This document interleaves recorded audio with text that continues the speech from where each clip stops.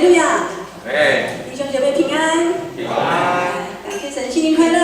快乐，新年快乐！感谢神，我们度过了2020年，今天是2021年的第一个主日，感谢神，我们可以一起来敬拜我们的神。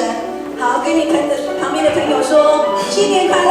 很高兴在2021年第一个主日，跟你一起来敬拜赞美神。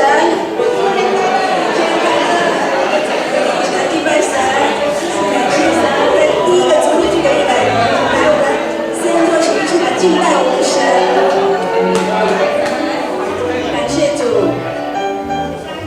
诗篇105篇1到3节这样说：你们要称谢耶和华，求告他的名，在万民中传扬他的作为，要向他唱诗歌颂，谈论他一切奇妙作为，要以他的名夸耀，寻求耶和华的人心中应当欢喜。阿妹，我们喜乐的来到我们圣座前，我们一起来起立来敬拜我们的神。我们用这首诗歌来赞美我们的神。我的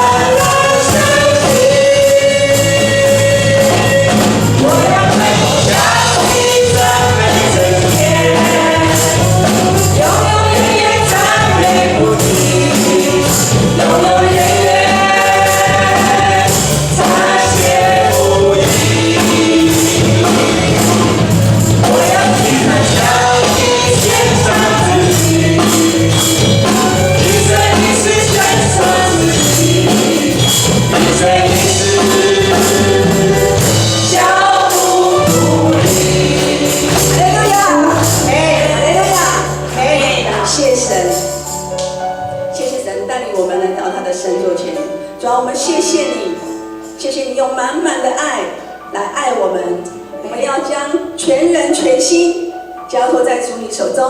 我们说，我们每一天我们都需要你，每时刻我们需要你的爱来浇灌我们。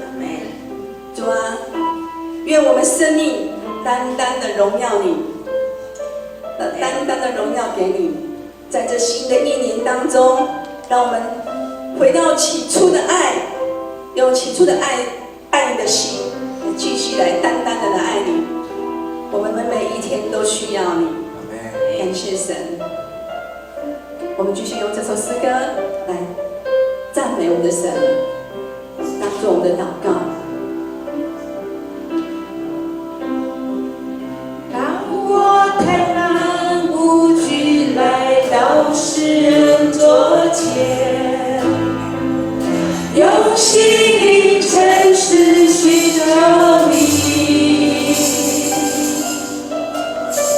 亲爱的天父，我何等的需要你，需要更多你的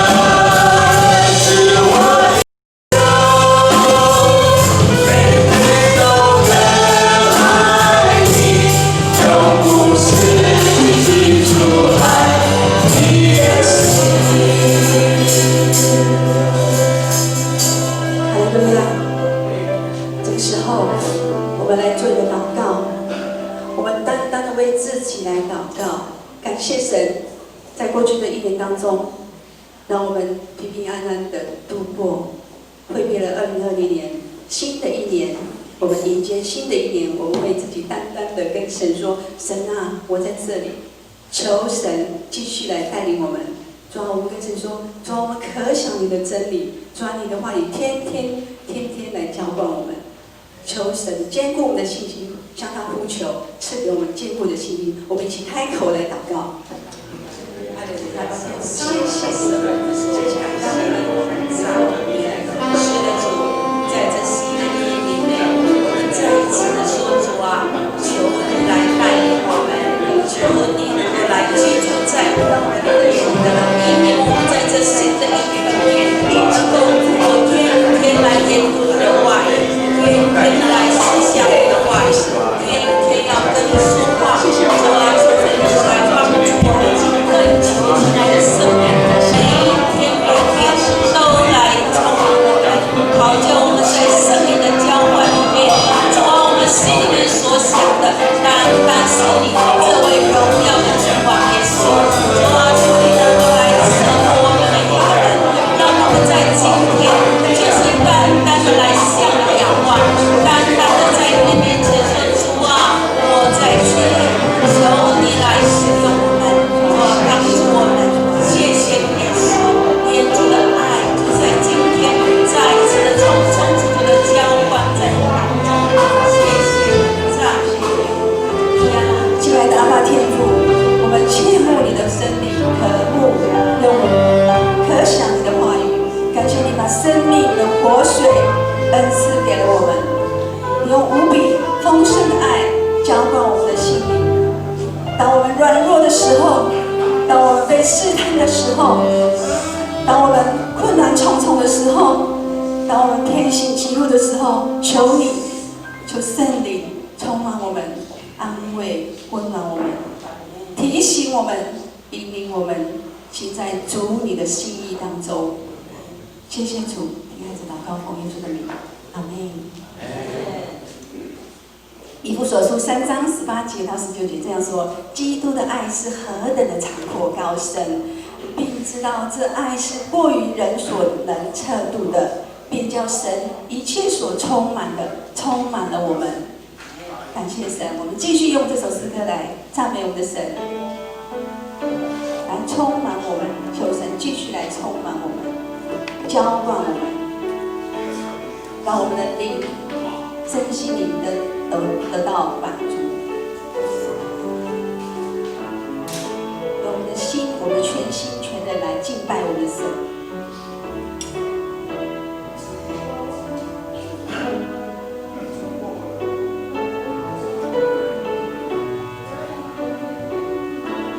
我的心唯有你，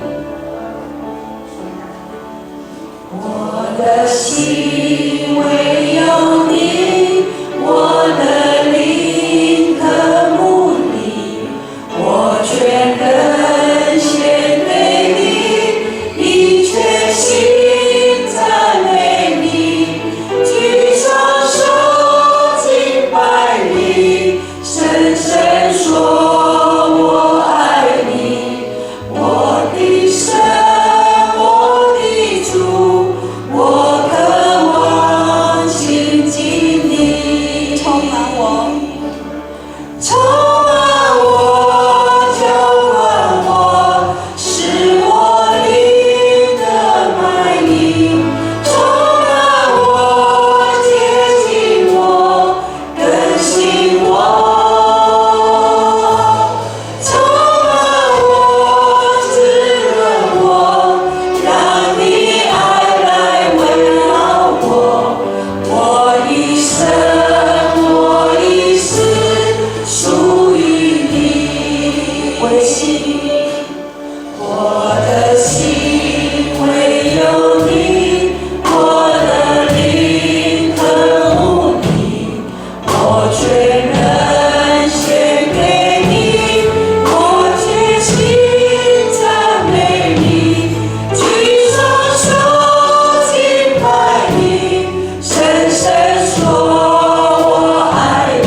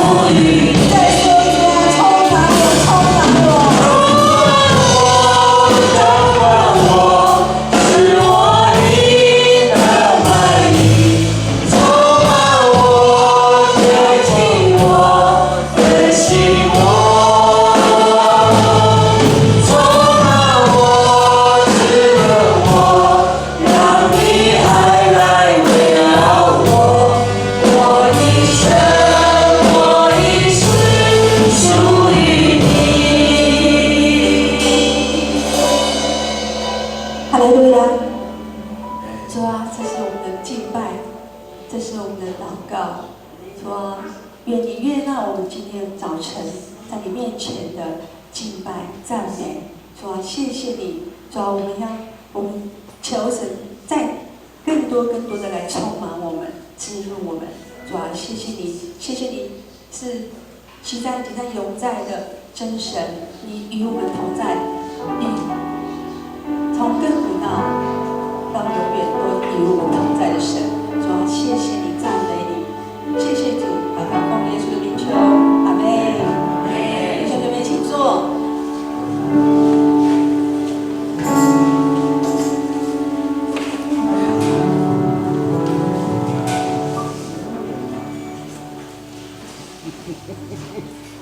平安，各位弟兄姐妹平安。谢谢我们的李思天，能够跟随很好的密契跟契合。好，我们不要消灭圣灵的感动，我们继续来站立。我们唱大本圣诗的381首，我们先用母语唱2遍，然后再唱华语2遍。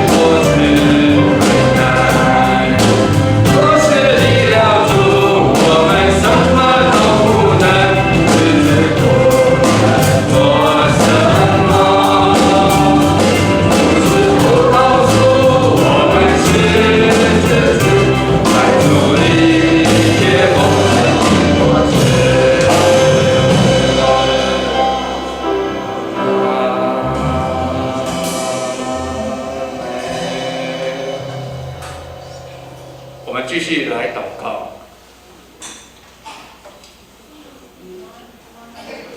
爱我们天上的父神，谢谢你让我们在这新的一年能健健康康的在这里聚会团契。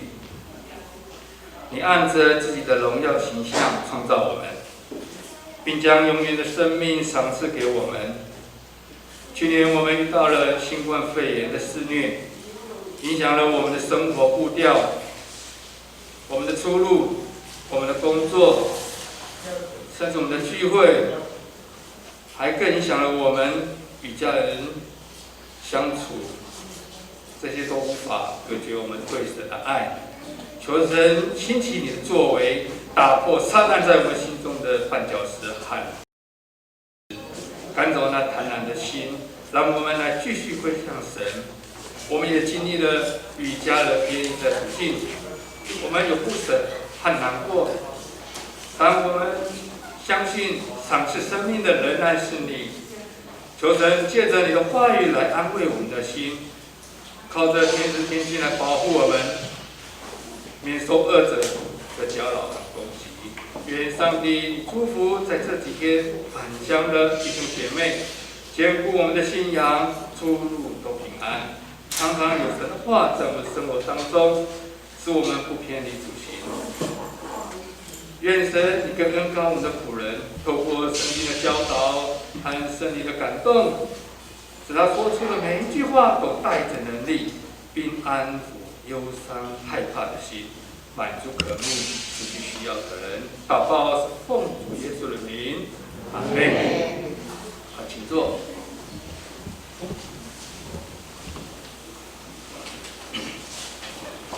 我们继续来攻读使徒信经，我们统一用华语来念。我们用华语来念，预备来。我信上帝全能的父，创造天地的主。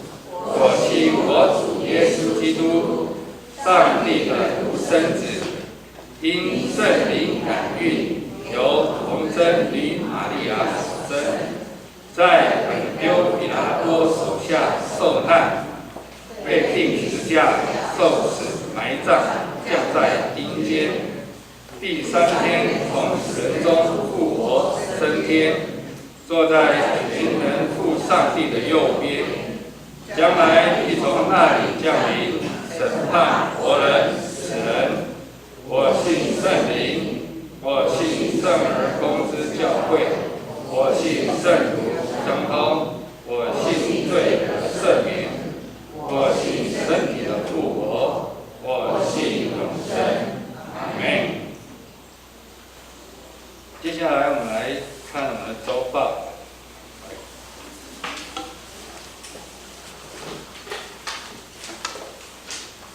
我们下礼拜仍然是一堂，是哪一堂？讲道者是由陈春明长老，施会者是张棉花长老，司线呢是嘎巴罗跟黄宝云执事，招待的有孙成金妹跟张春美，敬拜赞美的有第2组，诗琴是由进贤执事，头一片呢是曾灵慧，音控是卡洛，值班值周长老是曾敏英长老，儿组的部分是请自行参阅，中年的聚会是主日会后会有安排，会长会做一个说明。妇女是在下礼拜6的8点，1月9号是灵粮分享，主礼是我们的师母，领唱的是我们的雅琴姐妹，地点在1楼。家拜的部分在杨风云弟兄上，在汐止伯爵路，主理的是由刘阿春牧师，司会的是林清南执事，到时候我们看一下我们的赖的群组，在几点出发，大家做一个注意。1月8号礼拜5的祈祷会，主理的仍然是我们的刘牧师，领唱的是庄庆文姐妹。我们看一下我们的奉献报告。上礼拜我们的各项奉献，总共合计是48865元。这里面如果有登记错误，或者是名字有异动，会后请到执事团里面做更正，在下礼拜做一个总务报告。然后我们翻开我们的教会消息部分，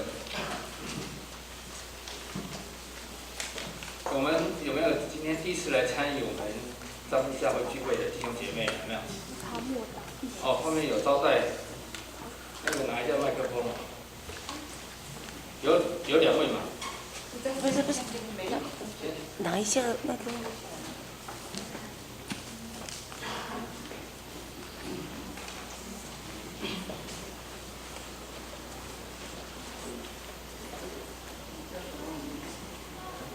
啊，你好。我先生是姓张，我叫林美英。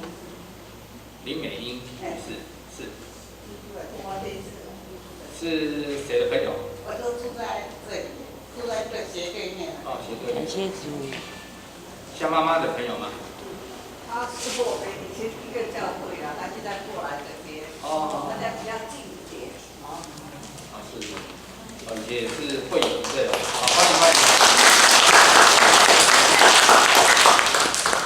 啊，请坐。没有。招待都没有了啊。感谢神，让我们继续来在神的面前一起相通，愿神继续在祝福我们，在新的一年里面，我们能够101。现在如果是看起来大概有大概60-70个还会到大概70个。到年底看有没有101。我们比60个，加起来会比120。再让我们这些信徒更多。你1年拉一个进来就好了。请他来我们教会来一起来做礼拜或者是在旁边我们附近的住户如果有熟悉的都可以请他来参与礼拜。以上，来我们继续来看我们的报告。本周的读经进度在约翰福音的第18章，请弟兄姐妹招待索取。我们来鼓励弟兄姐妹来读经，读好话，说好话，做好话。第二点，牧师在本周的行程，在1月6号来赴这个中会事务所开中的会，请为这个会议的顺利代祷。第三点，请各项团契新来的干部在2021年1月到3月的团契聚会的行事历，在1月10号以前交给这个办公室，以利这个周报上公告团契的聚会内容第4点，请各事工团契将会员和会团契报告按组织年度事工会计报告，在去年的2020年的这个会计收支决算及在今年的这个收支的这个预算尽快的交到办公室以及我们制作在我们2021年的会员会手册里面。第5点，2021年周3嘉年礼拜就是今年如果有意愿安排前往这个弟兄姐妹主要探访的请向这个办公室做提出前往家拜看是哪个时间做一个安排不一定在周3如果有特殊的情况我们也可以在其他的时间但是要事先跟这个人提出来。第6点，尚未领取我们这个今年的月历的弟兄姐妹，待会儿请到这个招待处去领取肢体消息的部分，我们继续来为我们年长者、肢体软弱的弟兄姐妹代祷，求主赐他们信心及力量，能够胜过难处。住院的有苏建荣，休养的有以下这些我们的一些老姐妹、老弟兄，愿神来祝福他们，让我们在每一天的时候，我们用我们祷告来祝福他们。以上我们看一下金句，我们一起来念本周金句。忍受预备来，忍受试探的人有福的，因他经过试炼以后，必得生命的冠冕。这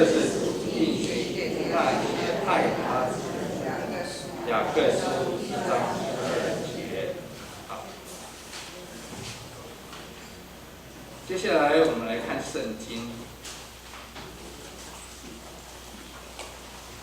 更正，我这里再一个做补充，在今年度我们的那个奉献带有新的位置，有一些更改，我这里做一个一个唱名它这个格子很多格100多格，那有些更动的在现在大概有注意听一下有点到名的你把它记一下。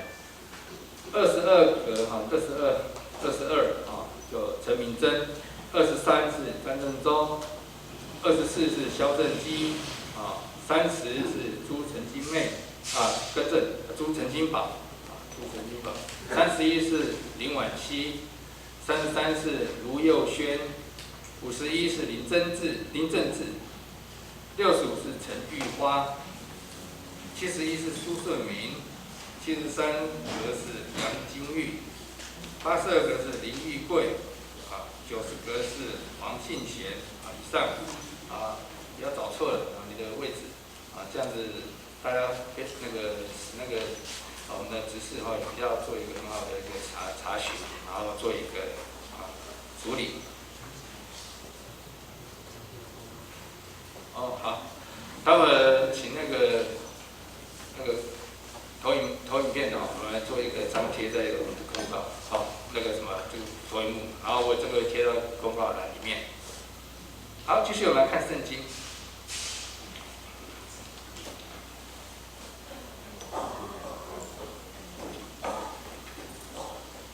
圣经记载在新约雅各书1章9到12节。我先用华语来念，之后我再用母语来念。第9节，贫贱的信徒蒙上帝提升，应该高兴；富贵的人被贬低，也应该这样。富有的人要像野花一样凋谢，烈日一出，热风一吹，草木枯干，花朵凋谢，外表美丽就萧瑟。同样，富有的人在事业上孜孜经营，也会这样衰败。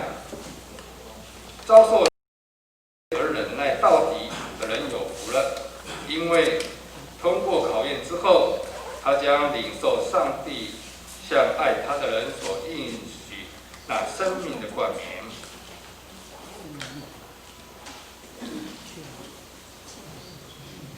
Tagasiwa, kamu o papuyotay sarikaka, pasakaten no kawas kamu i, kalipahak, kamu o titapomay sarikaka,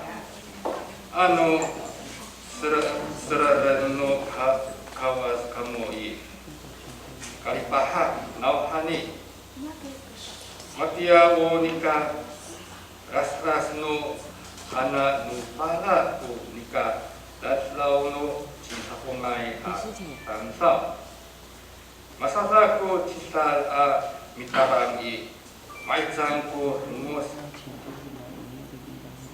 maras ko hana marasawas ko nikah kapah dihra mahanay ko cita pungai tansau yo taho ka latsay ko taya ningrai o mama lasawa jingra malamas ko mi hasiti ay ko ahres tansau nauhani malahci ningra ko pilifat nukawas o mama pakri cingaan to bukri uyana no niswalan no kawas sapi free ningrai maula hai cingaan tamta atira 接下来牧师今天所要分享的信息是虽贫穷却富有，我们恭请牧师。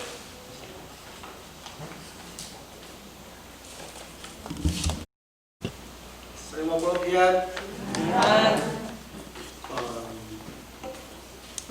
新的一年在第一个主日，就可以在这个地方来一起来见面这是一个恩典，是上帝带给我们很大的一个祝福所以在开始分享一些，再一次跟我们边上的姊妹弟兄就握着他的手就用集权的，或是用击掌，或是握着他的手看他的眼睛说，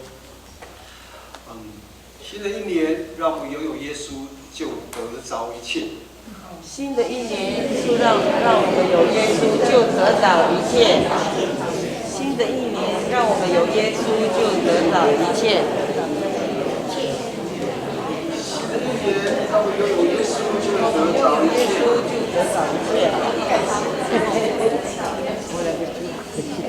在后面。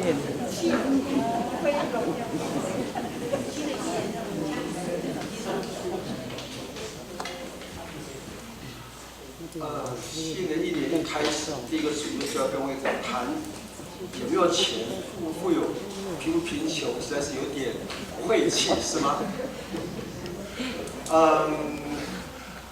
不过这是教会的经课表的安排所以我们就用欢喜的心一起来接受那因为耶稣就成为我们的帮助，因为耶稣就成为我们的祝福虽然我们过得并不是那么的富裕可是我们拥有了耶稣之后我们的生命就可以带来像神一样越来越丰盛也可以像耶稣一样越有他的爱心，越有他的样式，我们可以在我们的生活当中一起来见证荣耀他。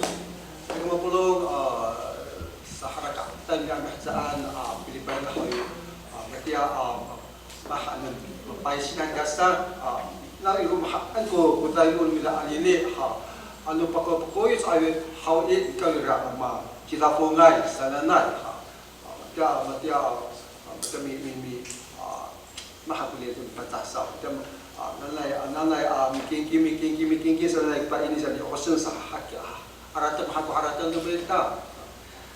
Kalira yes hawi nanay mahal to uswa pada uson dabang kita pungai kita mapulong sa lima pulong. 其实这个弟兄我真的相信一件事情，就是没有人喜欢贫穷。我当在我还有包括有在这里那个包里没有人喜欢贫穷，因为一旦贫穷之后呢，日子就会很难过，对不对？那可是有趣的是，圣经的的确确告诉我们在约翰福音第10章第10节附近，告诉我们说，当我们相信了耶稣这位成为我们生命中的救主的神之后，我们拥有了他，我们就像他一样拥有丰盛的生命。因为耶稣说他来目的是要让我们得到丰盛，不仅得到生命，也让我们的生命得到丰盛。可是很有意思的是，这个社会上，我们的社会里面却存在着两种人，一个叫做富有的人，一个叫做贫穷人。我们发现，在我们周遭这些富足的人，或是富有的人、有钱的人，好像我们的印象当中，他只要住在那个地方，发号施令、打电话，就会赚的叫做盆满钵满，养家糊口都会有余。有些时候我们看到新闻，我们看到电视上的节目，是看到我们周遭的人，社会上一直要强调一件事情：当一个人富有的时候，当一个人有钱之后，他会到处就受人尊敬。好像也会受人的欢迎，被人恭维，甚至被巴结。因为我们知道，从这些荧幕上，我们知道，从我们周遭的生活当中，我们也看到，就是有一句话这样告诉我们说：富足的人、有钱的人，朱门酒肉，临楼绸缎，豪车别墅。有钱的人，他们吃的都是好吃的，穿都是最好的。开着豪车，也住了别墅，甚至富足的人可以任意度假旅游，对不对？这个社会一直在强调一件事情，好像这个社会将叫做财富、将富足、将有钱浪漫化，好像有句话这么说，教导我们啊，财富就是通往幸福的路。上次那个讲，anu cita fong kita hawi kakca umalam medad, oh, atam daw sa salikaka. Ani nagpasok ay mating dami sa mama, andara sa sopa, amilio to. Macam makan ini dapat kas, ay ano zai nan salikaka. Saya dekat sini kita salikaka puluh. Minta orang tam daw kita na ani nagpasok minta cita fong anu cita fong ay kita salikaka. 可是，这社会同时我们也看到另外一个现象，我们的社会也有贫穷的人。就像我们台湾目前当然有所谓的游民是吗？如果各位有机会去到台北火车站的那个地下室那个停车场，去年大概12月份我去过那个地方，还是有一大部分的人住在那个地下停车场的附近的角落当游民因为无处可去。 甚至我还看到有一些比较贫穷的人，或是社会边缘化的人，他们甚至没有3餐，就找到那个放那个厨余桶的，就在那边挖那些厨余，再放在垃圾袋里头，就带回他餐风露宿的地方。50 araw minta saling agak na ila ano ito kuliman dahil tarang na mirakat tini siapa kita fokus saling agak araw minta pakuyo cekera hasra saat amo foto saling agak umuga kanina nara mikirim to pi trian to ya osaun kakak saling agak 贫穷的人，我们发现必须要辛苦劳作。贫穷的人必须要汗流满面才能够糊口。这个社会上一直让我们看到一件事情：贫穷的人会被人轻看，可能贫穷的人也可能会受人欺负，贫穷的人甚至会令人厌弃，跟远离。因为什么？因为我们无法好好的洗澡，身上身上很臭的味道。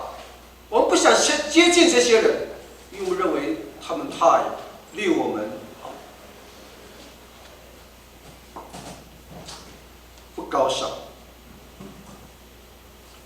贫穷的人，由于他们家是家徒四壁，贫穷的人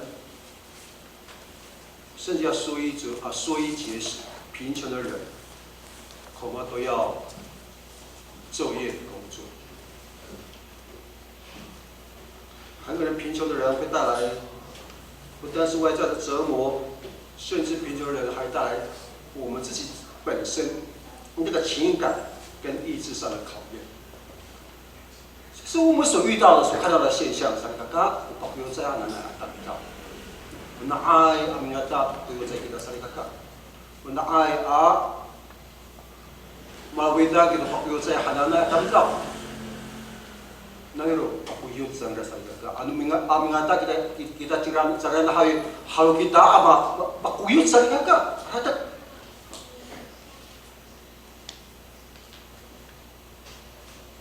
可是今天早晨，我们刚才施礼者陈志明长老带领我们读了这段经文，雅各书。雅各提醒我们。 我们的眼目当在读的时候，牧师相信我们各位已经是先预读了。我们看到雅各要我们所关注的是什么？雅各要我们所关注的是我们在基督里面的富足。亲爱的姐妹弟兄，圣经告诉我们说，透过雅各的笔触，透过雅各书的读者雅各向我们反映，我们关注的是要在基督耶稣里面的富足。 所以，姐妹弟兄，这会不会是一种的暗示呢？我真的不知道，各位当在读这段经文，在阅读这段经文的时候，我们会不会有受到这样的暗示？好像我们一个人，当他拥有的越少的时候，会不会就离神越近呢？因为基督教提醒我们要凭信心生活，我们要过简朴的生活，我们不可以太富有，与富有的人。 不仅会得罪上帝，有些时候做了很不好的事情，会不会是如此呢？亲爱的姐妹弟兄们，阿拉还是kita perlu. Ani pokok kita awai kumama ani kita hawi, badan kita bisa rucut, ami tuur, tutapang, sana serigaka akhirat.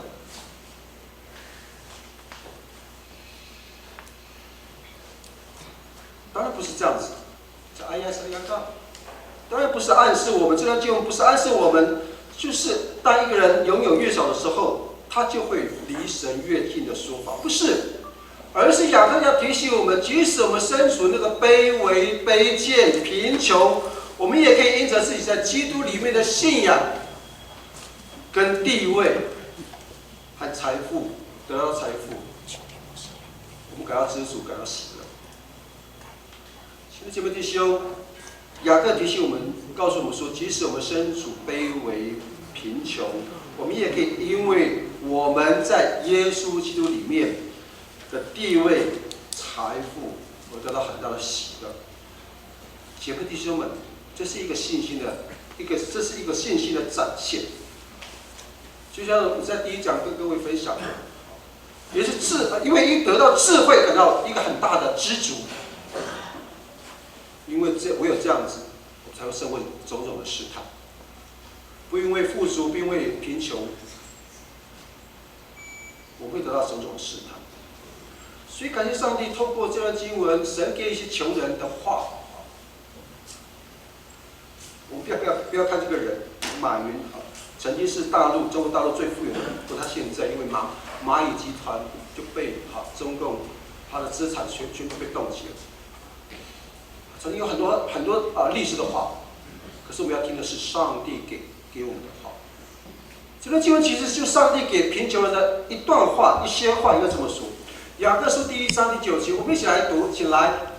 卑微的弟兄升高，就该死的。下面是那个解释。好，雅各书1章9节说，卑微的弟兄升高，就该死。这是新标点和本的翻译。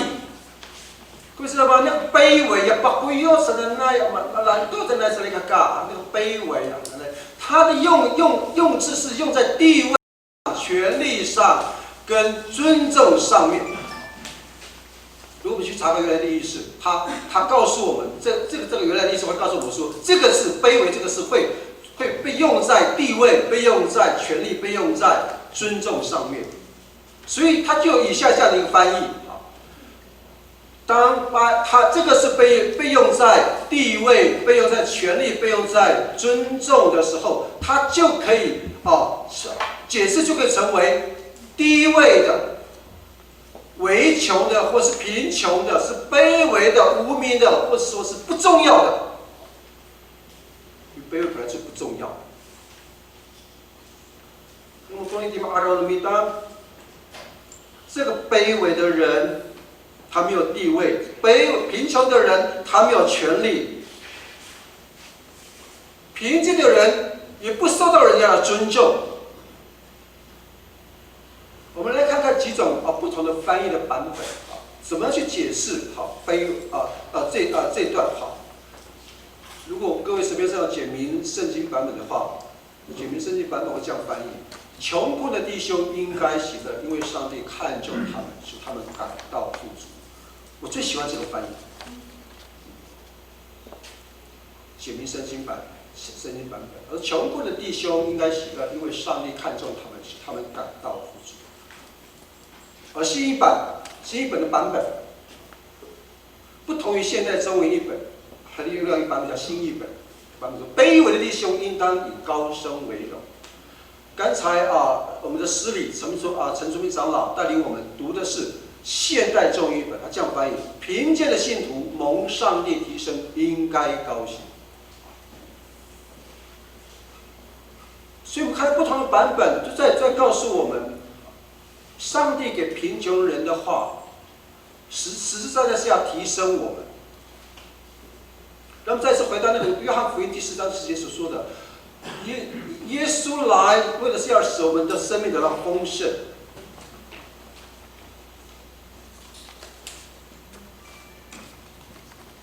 另外，当我们继续读雅各书的时候，我们其实会发现一件事情，就是雅各书其实就是旧约教导的一封书信应该是说雅各新约圣经的雅各书，它是延续旧约的对智慧的教导。旧约当中许多有关于贫穷跟富有的、富足的这些的记载，新约当中很多是有关于贫穷跟富足的记载，而雅各书第1章就告诉我们富足跟贫穷的提醒。虽然这一章第1章的第9节告诉我们说，雅各用卑微这个字来帮助我们更认识上帝的话，可是当他到了第2章第5节的时候，雅各就用贫穷这个字。我们一起来读雅各书第2章第5节，起来。我亲爱的弟兄们，请听，神岂不是拣选了世上的贫穷人，叫他们在信上富足，并成就他所应许给那些爱他之人的国吗？我们在这里就发现一件事情，雅各不在第2章的时候，他不再用卑微这个字，反而很直接的表明了贫穷，来呈现上帝给这些贫穷人的一些话。目的是什么？现在节目弟兄，那么一抓过waktu suka tu tapang pakuyo sa ka sa ay kung sikapungay saan apa ini kita na na yung itini pakuyot hananay apa ini ko tapang na yung pakai pakuyot hananay atiri hawi bisa teacher apa papipalar si Yakob kita na hakya。事实上，这段话是要为了提醒穷人，他也有他的价值。就好像我们常常说的一句话，连犯人也有他们的人权，是吗？虽然不过在监牢里面，他们也有人权的，他们要3餐吃喝，即使被关了，他们也有一些的福利跟人权，必须要享受。同样的，现在什么弟兄，穷人也有穷人的价值。第9节说，贫贱的信徒蒙上帝提升，应该高兴。现在中译本的翻译，这句话实在是让人太惊人，会不会？这个belum maulah kita ambil ayat ini asal Pakuyo saya tamdahawi kata ulah kamu sanan saan kita anda. Ano pakuyo kita hawi kaulahan ajamak saan salikaka. 现在这个弟兄这句话会不会令我们很生气？贫穷的人要被提升，怎么提升？贫穷的人，我们为什么要感到高兴呢？前面已经说过了，贫穷的人在这个社会上是被人瞧不起的，不被尊重的，人不喜欢接近我们的。为什么雅各还要提醒我们，告诉我们说应该高兴呢？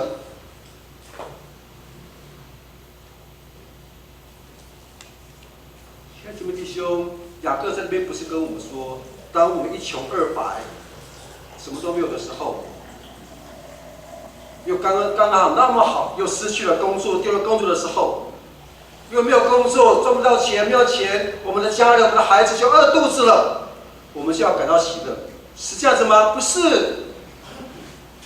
不是的，亲爱的姐妹弟兄，雅各不是告诉我们说，当我们一穷二白，刚丢了工作，孩子还饿着肚子的时候，要感到喜乐，不是的。刚才在前面牧师已经跟各位分享的，在前面的时候，这个社会富有的人，他们地位很高，富有的人受尊敬，而贫穷人的地位是受歧视的，这是我们都知道的现象。可是，在教会里面，我们不应该是如此。教会里面有上帝的救赎，有上帝的救恩，有耶稣的爱，耶稣带给我们的温暖跟拥抱，借着姐妹弟兄的这个教会的所谓的信仰的群体或是信仰的共同体当中，我不应该这个样子。雅各其实是要提醒我们这件事情。我把巴拉吉雅各给他呢，伊拉的马里给个好，阿克多马提拉卡莫萨安，米萨卡基尼亚很当道，萨利卡卡，他第一哈巴哈恩萨萨利卡布罗，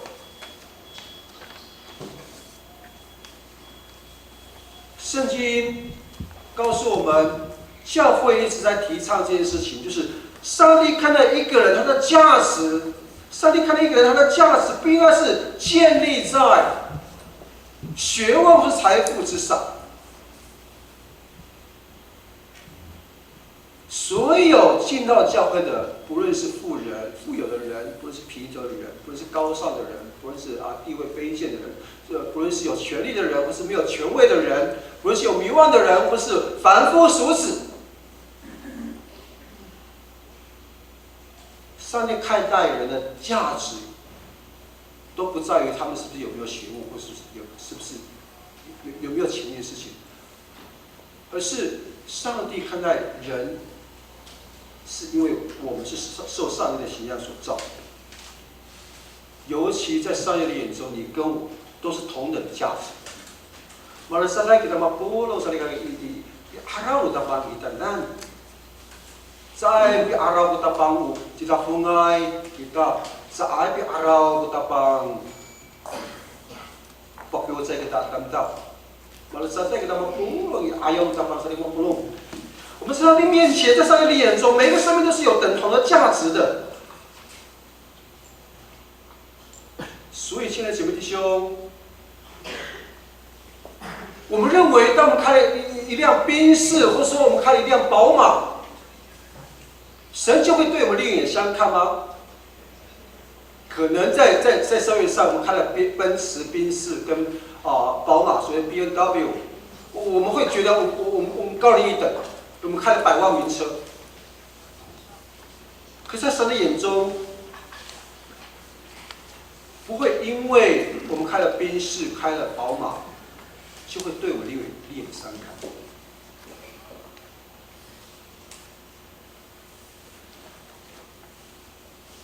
其实我们要再问，我们认为，当我们买了一瓶大概是100万的豪宅之后，或是50万，戏子现在最贵大概45万上下，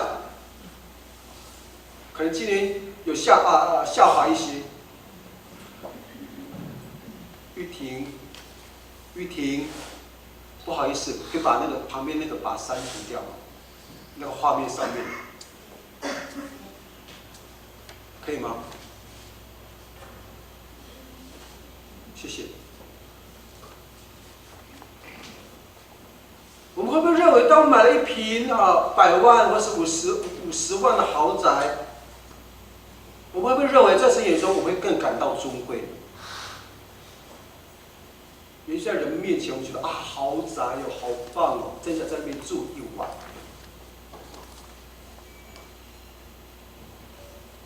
会不会在我们的眼中？认为我们跟这些社会上的名流、跟这些社会的名媛、跟这社会上的贤达人士交往，我们就特别会受到神关注吗？Ang hirap o kakitaan witan na hawi. Masama ang pinanong tapang ilahakya.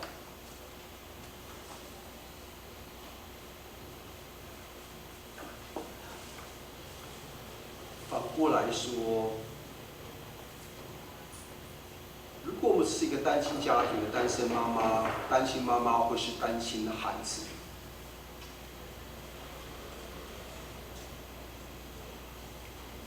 或是我是一个单亲爸爸、单亲父亲，我们每一天都非常勉强的捉襟见肘的过日子。神看了会不会对我们的生活大大的减分或是扣分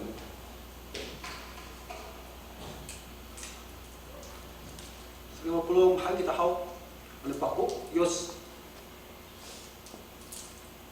kita mama mi kita dengan在妈妈都ina mi pakuk ripai tu parut mahawi mana saya ini ayal minta tapang amin dengan kita hakia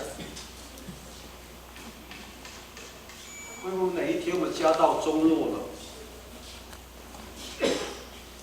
我们流浪街头，我们甚至是乞讨为生，上帝都把我们赶走，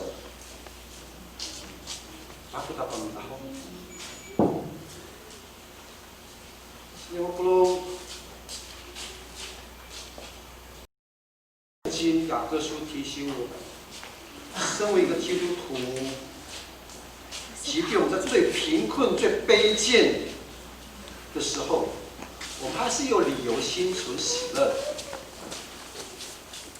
即使基督徒在最卑贱、最贫穷的时候，我们还是有理由可以喜乐。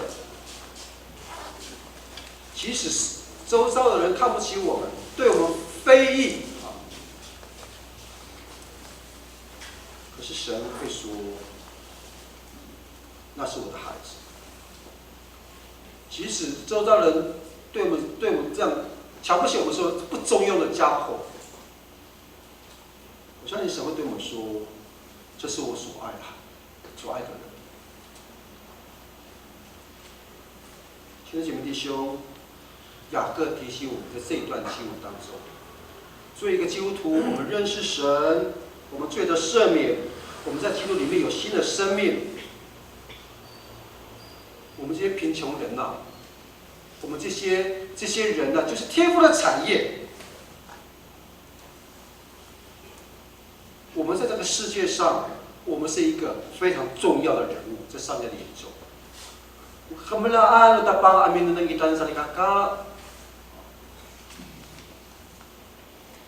其实我们非常穷困、潦倒、家道中落，在神眼中我们都是很重要的人物。这是雅各在这个地方特别要提醒我们一件事情。约翰一书3章1节，我们一起来读。一定要喊那个要喊那个多拉这个这样都是我们一起读起来。你看父赐给我们是何等的慈爱，使我们成为神的儿女。亲爱的姐妹弟兄，我们的价值不是由人来评论我们的，而是上帝如何看待我们。即使我们是非常不富有的人，神是要让我们学习这件事情，就是在神的家当中没有次等公民，在神的家里面没有二等公民的。二等公民，我记得，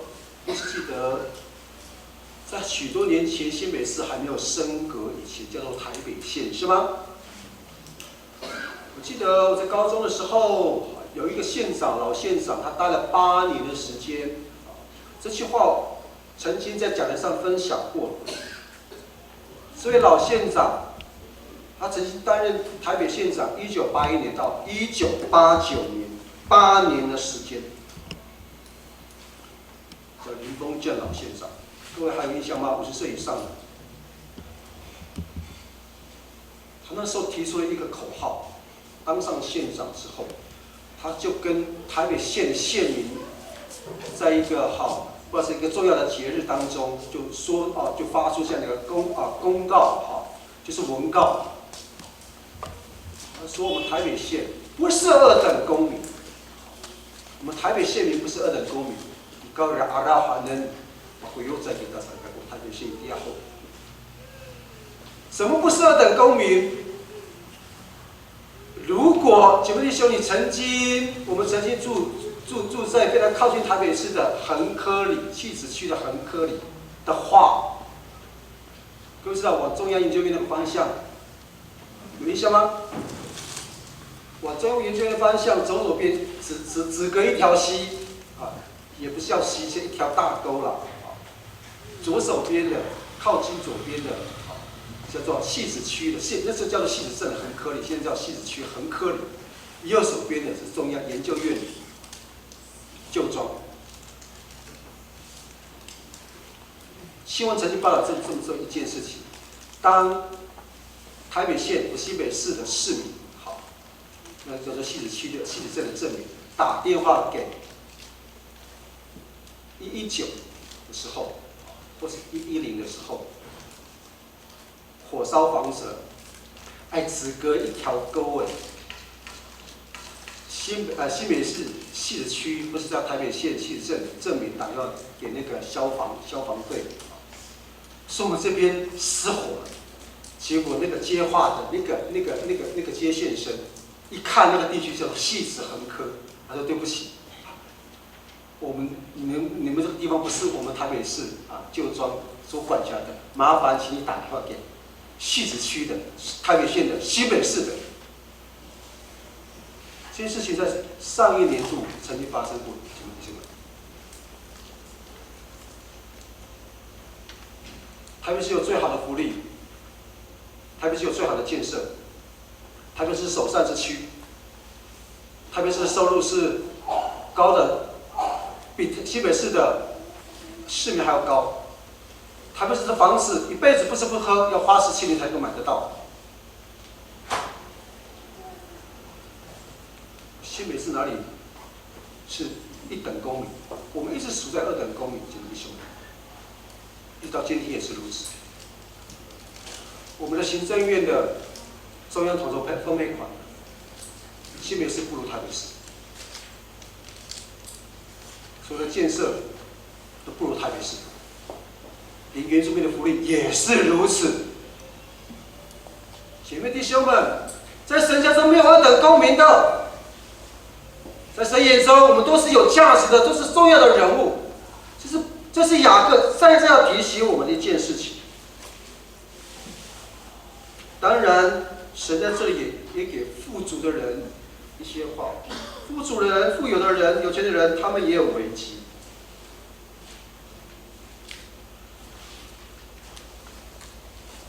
照样，我们一起来读这2节经文：富足的前来。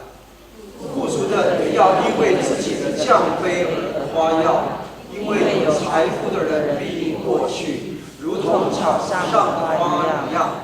日头一出，带着热风，便使那草枯干，它的花就凋谢，它美的样子便消没了。富足的人正在进行他的事业时，也必这样衰残。这是吕正中的翻译，吕正中一本版本的翻译。刚刚我们已经听到了上帝给贫穷的话。当雅各谈完贫穷的时候，当雅各谈完卑微的人要蒙高升的时候，当雅各提醒贫穷的人在上帝眼中是重要人物的时候，雅各就接着提醒富有的人，应该要避免富有之后的当有钱时候的一些的危机。很可能现在姐妹兄，我不知道，因为我不是富有的人，我也不是有钱人。去年跟各位分享邮局的存折大概800多块，后来去年年底大概你10月份之后，因为批改了那个就新进传道师的这些的牧师的工作报告跟论文，就一笔收入的1600进来，目前大概有2400存折。我不是有钱人，可是雅各提醒这些有钱的人说，很可能当富有的人、有钱的人有钱之后，很容易以为是靠自己努力得来的。所以雅各就提醒，帮助我们去理解，说有一个全新的观念，告诉我们，就是富足人降卑，富足人他就愿意从那个富有的人、有钱的人的位置下来一点点的时候，也应该要像贫穷的人被高升一样，要感到庆幸。亲爱的姐妹弟兄，雅各在这段经文告诉我们说，是富足的人，雅各并不是告诉我们说是富足的基督徒、有钱的基督徒，雅各并没有这样告诉我们。那为什么跟前面一样，雅各提醒我们这些贫穷人，不要因为贫穷人要感到高兴呢？同样的，在这边我们看到一段话，有钱人，雅各提醒我们说，有钱人应该要降卑。因为这实在是一个危机。为什么呢？因为雅各告诉我们说，很可能有钱的人会在不知不觉当中，认为他们是有钱的，认为他们有钱就可以比别人过得更好。兄弟姐妹弟兄，那其实是雅各要再一次提醒有钱的人说，这是一种试探。saya salifat kung salika anu cipit o cila mulai kita akan tahu. Tak aku di kosa salifat saat. 这是一种很大的一个试探。当一个人有钱的时候，很可能当一个人有钱之后，他会想，我就是比别人更有资格，可以过好生活，不是吗？但我比一般人有钱，我不是可以更好的享受别人所没有的特权吗？有钱人很可能会认为，有钱会带给这些富足的人很大的福气，因为还有人们都要尊敬他。如果没有受人们的敬重和尊敬，他们很可能会不高兴。可是其实有钱人又能怎么样呢？我们都知道这种现象嘛。有一个事实，以前的话，也许我们都同意。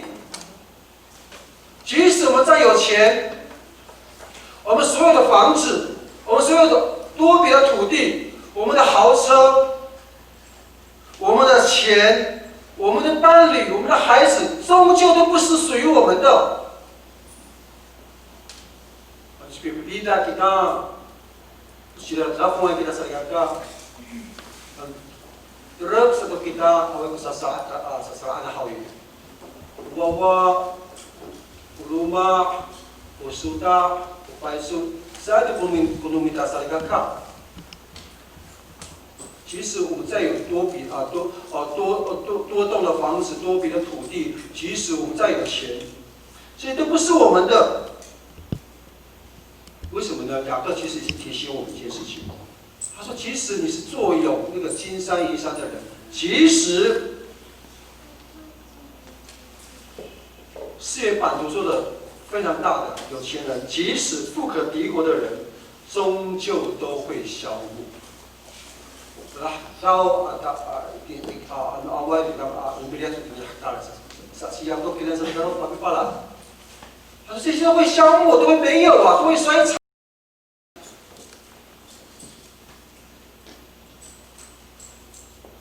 弟兄，雅各提醒我们说，他们有了房子，有了车子，有了金钱，有了伴侣，有了孩子，终究不会是属于我们的时候。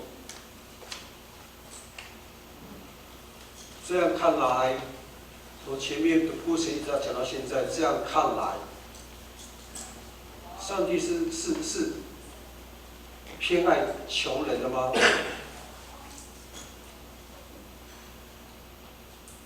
请问各位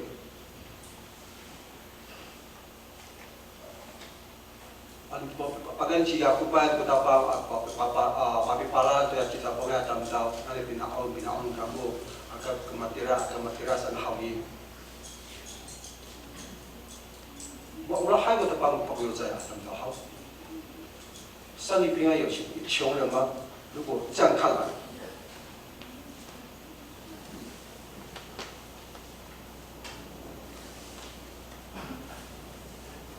会不会我们认为，我们知道耶稣在世上的他的职业是什么？我们不大家你把我把你看了，什么公安这个才干干，正确的说他是装潢师傅，是吗？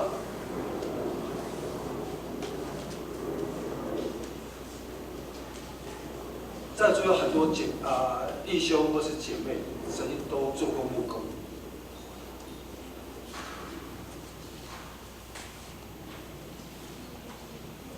虽然我赚了一些钱，可是并不是那么的富裕。会不会耶稣本身就是因为他是穷人的缘故？会不会这些事情，耶稣本身并不富有的这件事情，他会不会更偏爱穷人呢？而对富有的人、对有钱人，有很大的偏见呢？你懂不懂？ Pasipana ako panja sura kita nan saya ko jira pongai yes ko rip ni ra misamu ko ngai jira sarika ka sadaka sa awai ko sa kita pong jira hayu pa ko sai jira na araw ni ta anu matira hayu bisa kakinya ko tapang tu jira pongai hau tak tahu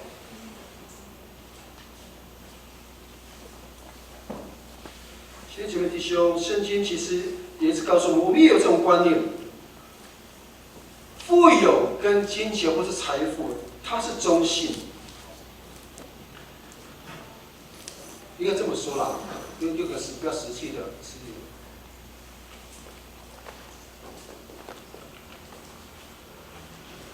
钱有没有生命？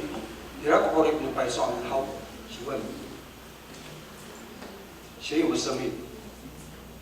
如果我们可以给它一个定义的话，给金钱、给钞票一个定义的话，它会有位格。钱在上人的眼中，或是在我们的眼中，它应该叫做中性。知道这个意思吗？是因为为什么会刚才那个亚当弟兄我们说。当我们变成有钱、富有的时候，会做一些不好的事情，是因为有钱了就自大了嘛，就骄傲了嘛，就做一些543了嘛。所以有钱可能会犯罪、犯错，可是钱本身是中性。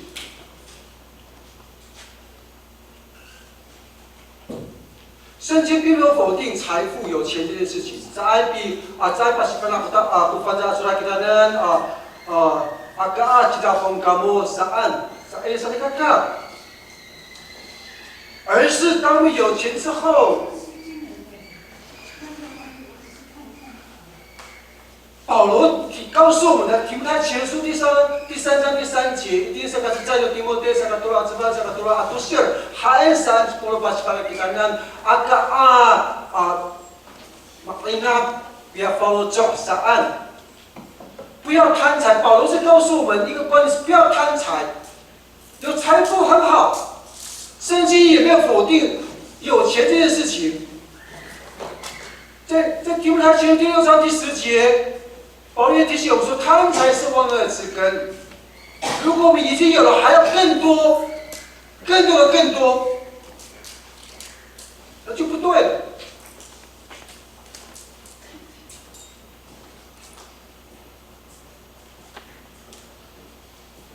问题的关键是什么呢？是雅各是提醒我们富人对钱财的态度的问题，不是吗？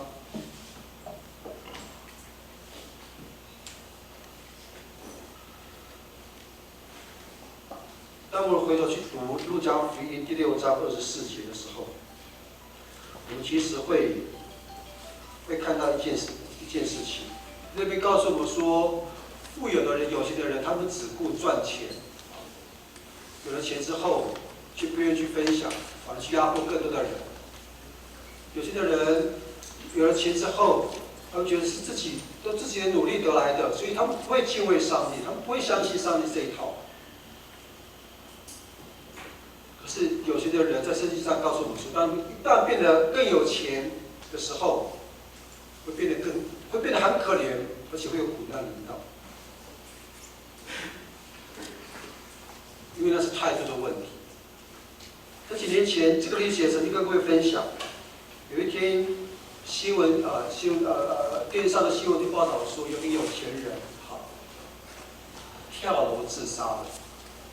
开玩笑，有钱人还跳楼啊！我们这些贫穷人怎么办？活不下去了，我们连有钱人都要跳楼自杀。原来为什么他要跳楼？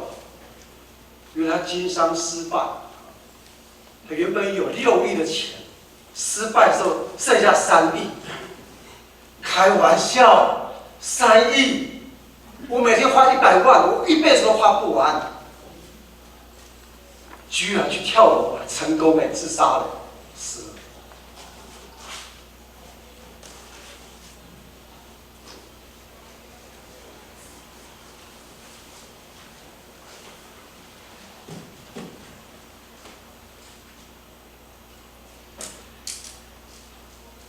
钱人更有钱之后，一旦失去了钱财，他会变得可怜。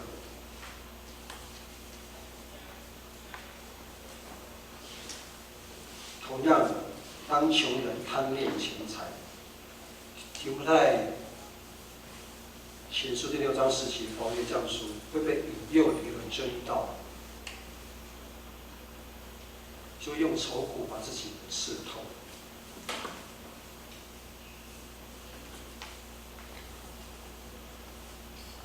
曾经跟各位分享过一件事情，就是基督徒可以买乐透吗？中了乐透之后，那个钱可以奉献吗？当然，有时间我们再另外讨论这件事情。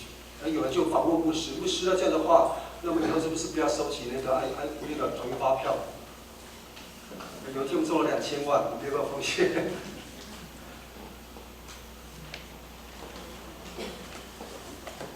保罗提醒我们说，当我们贪恋钱财，会引诱让我们离了真道，我觉得信仰就会消失了，就认为信仰是什么都不是了。最后又回到那个被愁苦、被贫穷、被逼死。曾经听到说有人中了乐透，到处张扬。亲戚朋友一听到某某人中了乐透，全部就去敲门、按门铃，干嘛？去借钱、讨钱。新闻在告诉我们，中了乐透的人，往往不会超过5年，最多不会超过10年，钱很快就花光。回到最起初之后，他们已经回不去了，因为太有钱了，每天过着那个朱门酒肉臭的生活，过银楼绸缎的生活。每天吃好的、穿好的、用好的，再也回不去贫穷的生活。就是保罗要提醒我们现在这个弟兄，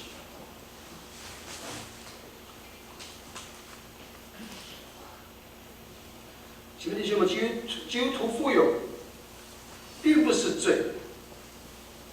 基督徒富有并不是罪。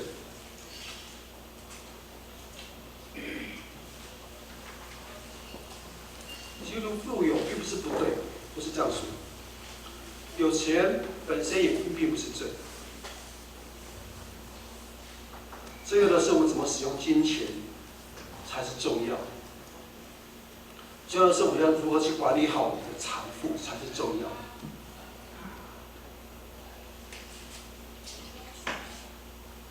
我可把海呀，把那海呀，就其他风景的是那个干，在边那海的环境呢，其他风景干。Kaya kaya nila panhawi mafuki kita yung tu bisuput tu paiso ni mita sa ihaka.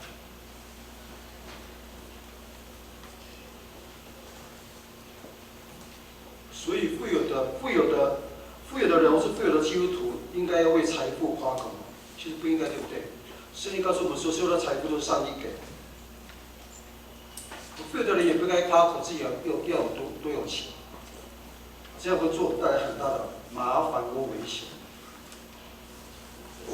刚刚跟各位分享，我们中了乐透之后，以后的生活就真的非常的辛苦。我到处张扬说我有钱，这会带来很大的危险。耶利米书第9章23到24节这样告诉我们，一起来读起来。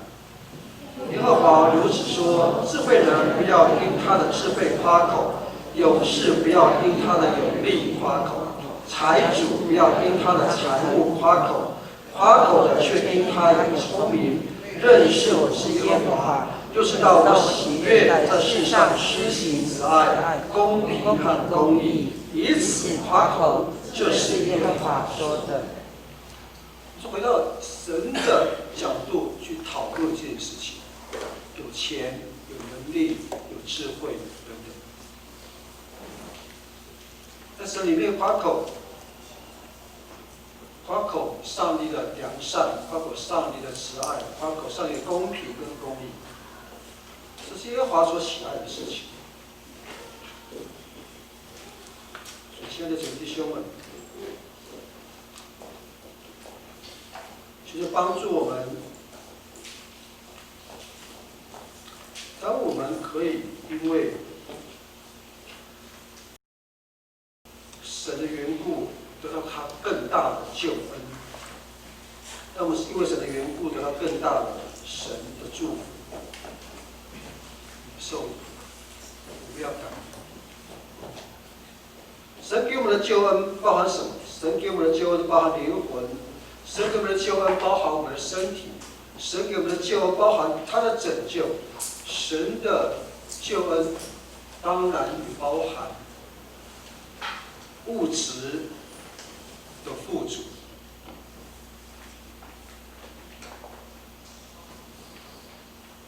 这是所有相信神的人都可以领受得到。我如果出来就他把来好意，把这个啊，把来也不能他不啊，所以阿方当到这个macam anak tireng, hai, sebab orang negara atau mana malah kita pergi akan tahu。其实有一些这不是成功神学，别以为说牧师说的说哦，救恩包含物质的富足，这圣经告诉我，不是成功神学的说法。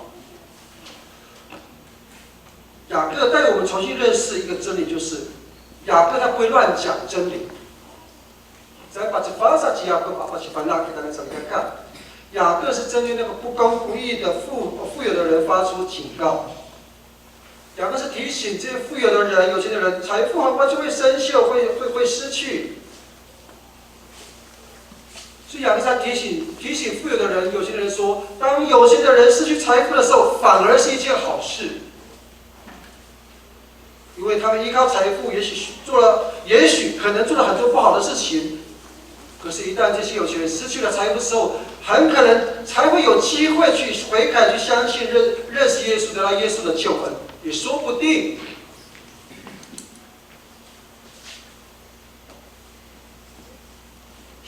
同理，雅各也并没有诅咒有钱的人，或是富足的人。反而希望那些卑贱的贫穷的人可以升高，有丰盛富足的生活，这才是符合神的心意啊！你要放到抓住你啊，你到放上你看看，dan naik marufit ke orientasi kutapan kita ni.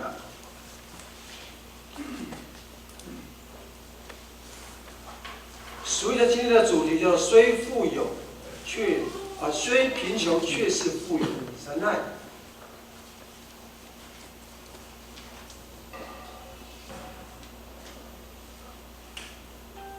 我们好像看到两个自相矛盾的说法，对不对？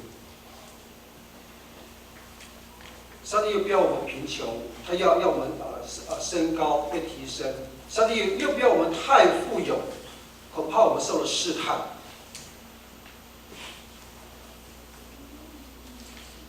两个看起来好像自相矛盾的说法。无论我们贫穷或是富有，圣经告诉我们说，雅各书告诉我们说，这一切都会消灭，都会消失。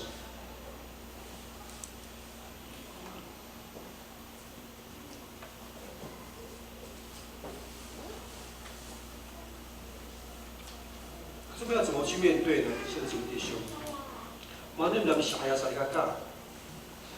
其实这个社会一直告诉我们说，财富变成浪漫化，我们以为有钱才是通往幸福的道路。不是一种更极端的说法，可以跟各位分享的。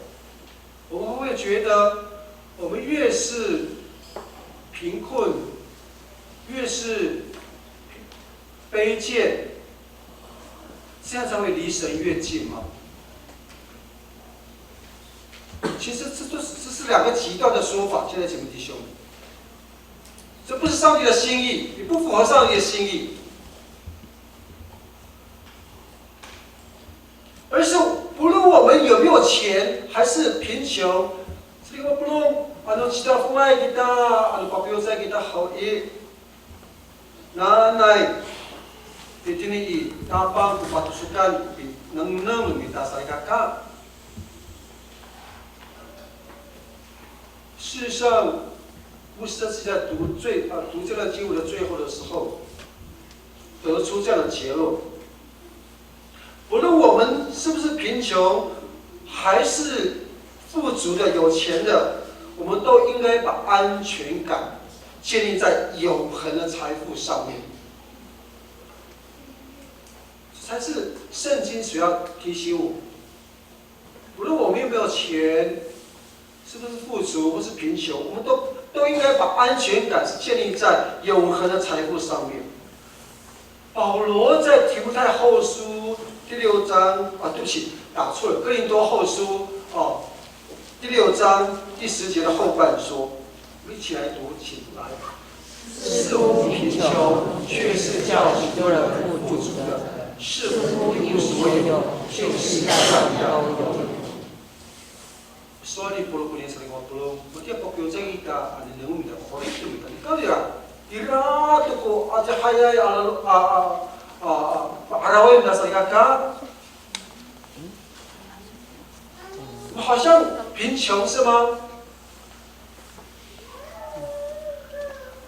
阿迪拉菲米扎里维多罗马以及一细子，一个人伊拉都罗马米的。是，这些年来我们非常认真努力的工作。虽然我们是暂住人家、租有人家的房子，可是我们仍然有遮风避雨的地方。这些年来我们努力的拼命的赚钱，虽然不是每餐都吃满汉全席，可是有些时候我们会吃到打不更知道懂个词吗？有时候还可以去海边，可以吃到这个。可以知道了吗？好像这些年来，我们努力的、拼命的，想要往上提升。其实我们地位不高，名望不大，可是在神面前，我们认识他很重要的人。其实我们开不起奔驰、宾士这样的名声。可是我们还有Toyota，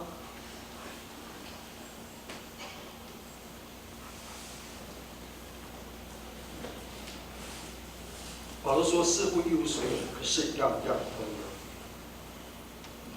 我们不用去刻意去压抑、去抑制我们想要变得富有的欲望。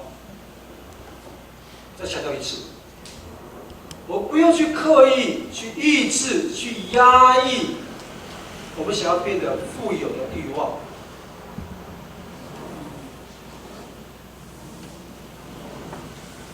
更准确的说，求神帮助我们，让我们在耶稣基督里面发现真正的属灵财富是什么。求神帮助我们，让我们真的发现，在耶稣基督里面的那个属灵财富是什么。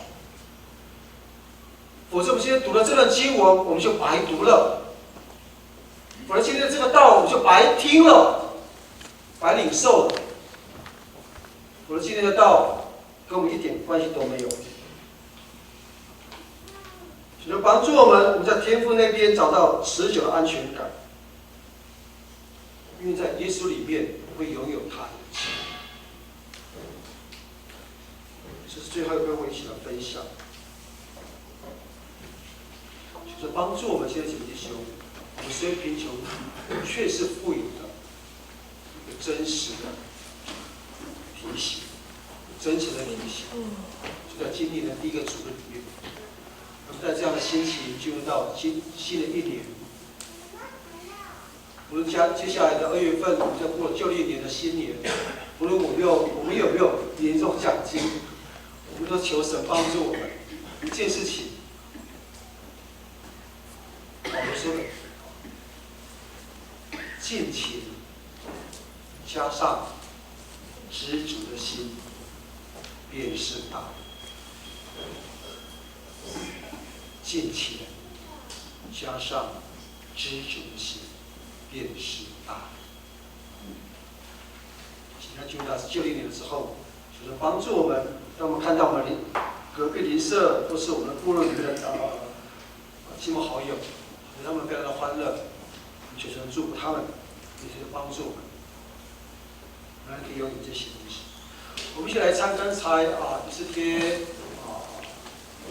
带领我们唱的第2首诗歌，我们一起来唱这首歌。我觉得帮助我们现在几个弟兄们，我们并不贫穷。当我们说贫穷，我们很贫穷的时候，请记得，世界上其实还有1到2亿人是处在贫穷线以下的。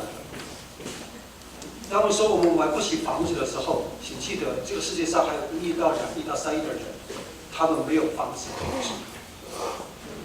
然后我们说我们开不起100万名车的时候，请记得，这个世界上还有1亿到2亿甚至到3亿的人，他们天天就是走路。当我们说，哎呀，我好羡慕人都可以去旅游哦，请记得，这个世界上大概有1亿到3亿、2亿到3亿的人，他们一辈子就在他们的村里面走不出去的。记得，当我们说我们过得好悲惨，请记得，这个世界上大概还有1亿、2亿到3亿的人，他们比我们过得还不容易。帮助我们现在几个弟兄，在神面前是感到富有，有了这个天赋，有这个天赋爸爸和生命的丰盛，这才是我们需要去追求的属灵的财富，在耶稣基督里面。求帮助我们每一天都需要耶稣来提醒我们，我们不因为人家富有，不因为人家贫穷，就对人家指三道四。不因为人家过了非常好的生活，我们就有双不同的心理。是不是求他帮助我们，就用一种平常的心去看待？就求他帮助我们，敬虔加上知足的心，就是大力的态度，面对每一天的生活。我们来唱这首诗歌，我们请也是天主来带领我们来唱。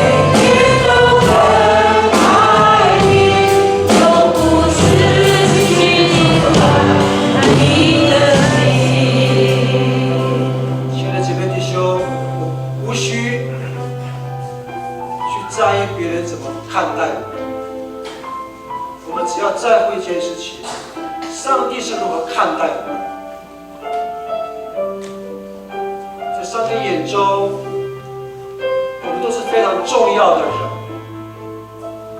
是上帝用非常重价的这件事情，把我们给赎回来、买回来。在上帝的眼中，我们的价值是我们已经领受了他天上的产业或是基业，我们是他的儿女。圣经告诉我们说，我们愿意接受这位上接受耶稣，他会让我们的生命得到更丰盛。当然，也许各位不解的会问牧师：真的吗？我相信耶稣，我会变得有钱人吗？我相信耶稣，我会更有智慧吗？我相信耶稣，我就不会受到试探了吗？我相信耶稣，我就会信心100倍吗？不，是当我们相信耶稣，耶稣提醒我们，甚至告诉我们，让我们更加有智慧的去呈现出我们所相信的，让我们更有信心的去展现我们这些软弱，让我们更有能力去面对每一天各色各样的挑战。其实我们非常辛苦，其实刚刚过去的旧的一年，2020年，我们受了很大身体的疼痛伤害，可是都不会叫我们跟神的爱隔绝。其实这个社会告诉我们说，有钱是通往幸福的道路。其实我们在教会里面，也许听到这句话，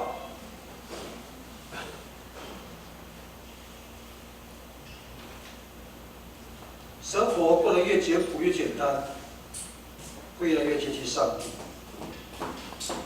可是这些年来，我知道一件事情，这些都会消失。亲爱的弟兄，我们要在神里面，在耶稣基督里面，去发现那个真正的神财富是什么才是重要的。所以，我们今天弟兄们，我们要把他们的，我们一起来开声祷告。我们看重的财富是什么？我们看重的富有是什么？神不要我们贫穷，神其实希望我们贫穷的人可以升高，可以丰盛富足，这是符合神的心意。能帮助我们去理解、去想清楚这件事情，去我每天过的生活，我越来越觉得耶稣真的对我耶稣真的很恩待我，耶稣真的是对我是真的很好，在他里面会有极大的福乐，求他帮助我们，让他的好处，让我们的好处都不在他以外。在这个地方，不应该把他们的多伦地方，现在开声祷告起来。亲爱的天父上帝，我们要感谢赞美你。父啊，你创造生命给我们，只要我们在你里面得到满足，而不是透过外在物质得到满足，更加不是在今天里面得到满足。天父上帝，你提醒我们人必须回归到你的灵的里面，回到耶稣基督里面，我们才可以真正得到那丰盛，得到那个真正的满足。我们这是我们一起来奉献。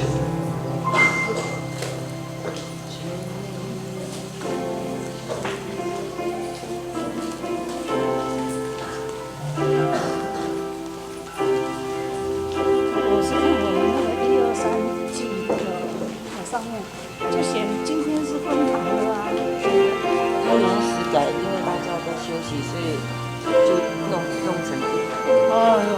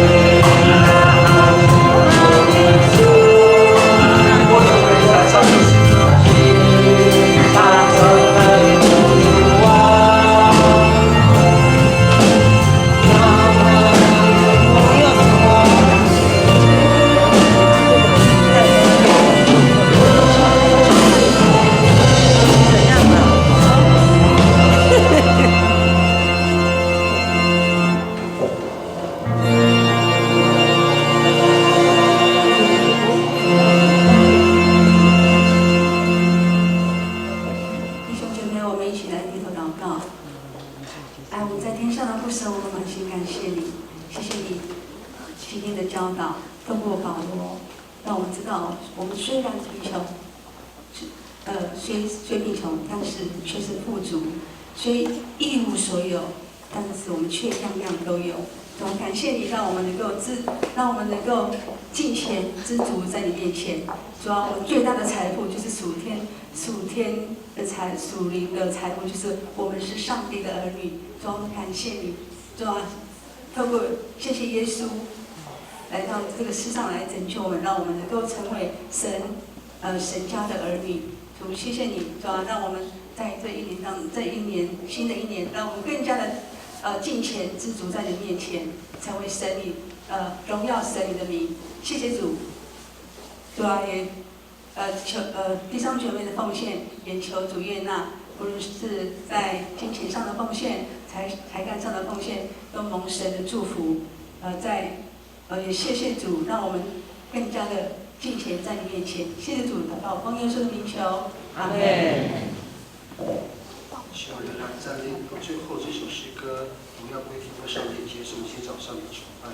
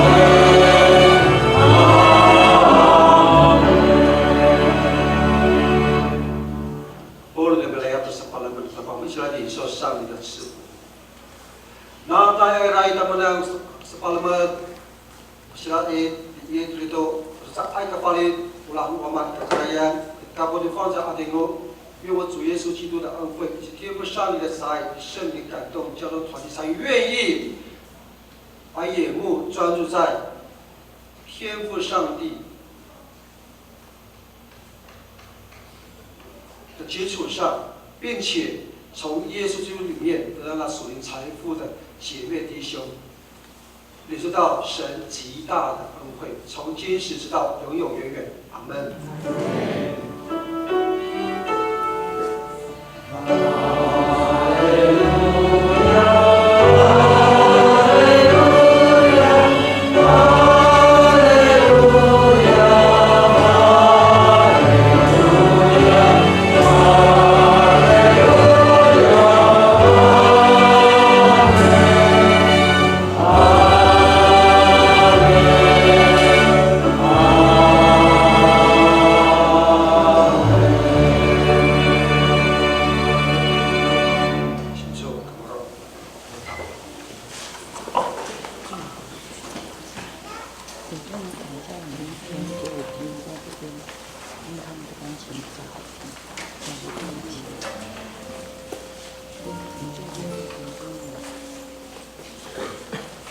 好，各位弟兄姐妹平安。平安。我们要补充报告的，跟团契。好，我们的松年团契会长。平安，陈哥哥。松年团契也要留下来，因为这个国家做人当然就不跟人家施工努力到松年，只要不时间再到留下来的。好，谢谢。好，刚刚我都到中间来了，不要在旁边。好，还有没有弟兄？不是。这是团报告哈， Papa wali tuku kin foto no mita. Le ano sa pagkatubak ang tungangana naman na nga ikin ihaw. Ipitsaw tayo. Ya Papa cepat的去那边外，你看一下在那个包里的地方有一个可以看的。你不找不到号码的，先去看，然后再下去拿你的奉献袋来报告完毕。好，年轻人有没有？年轻人都返乡去了啊，去找那个张惠妹了啊。好，那我们一起起立，我们来结束我们的礼拜了啊。